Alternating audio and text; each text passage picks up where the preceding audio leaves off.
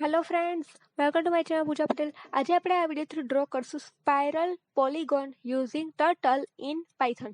મતલબ કે ટર્ટલ નામનું મોડ્યુલ એટલે અને લાઇબ્રેરી એ આપણે અહીંયા પાયથનની અંદર યુઝ કરશું. સૌથી પહેલાં મેં ટર્ટલને ઇમ્પોર્ટ કરાવી દીધું અને પોલીગોન છે એનાથી મારે સાઇઝ અત્યારે 5 આપી છે, મતલબ કે મારે પેન્ટાગોન જોઈએ છે, તો મેં એની સાઇઝ ઇઝ ઇક્વલ ટુ 5 આપી દીધું, એન ઇઝ ઇક્વલ ટુ 7 આપી દીધું. મતલબ કે તે જે સ્પાઇરલ બનાવશે તે 7 વખત મૂવ થવું જોઈએ. અને હવે હું એની પેન આપી દઉં છું, એટલે એ જે મારું ટર્ટલનું પોઇન્ટર છે કે જે મૂવ થાય છે અને મને ડિઝાઇન ડ્રો કરીને આપે છે, તેની માટે મેં આ ઓબ્જેક્ટ બનાવ્યો છે, pen is equal to turtle dot turtle. અને હવે હું અહીંયા સાઇડ્સ આપી દઈશ અને હું એનું સ્પાઇરલ ડ્રો કરવાનું એક ફંક્શન બનાવીશ. For i in range a star sides pen dot forward pen dot right, એ જે મેથડ્સ મેં જે લીધેલી છે તે હું અહીંયા આ રીતે કંઈક ડ્રો કરીશ. તો મને આઉટપુટમાં આ રીતે જોવા મળશે કે આ જે સ્પાઇરલ છે પેન્ટાગોન બનાવે છે તે 7 વખત મૂવ થશે.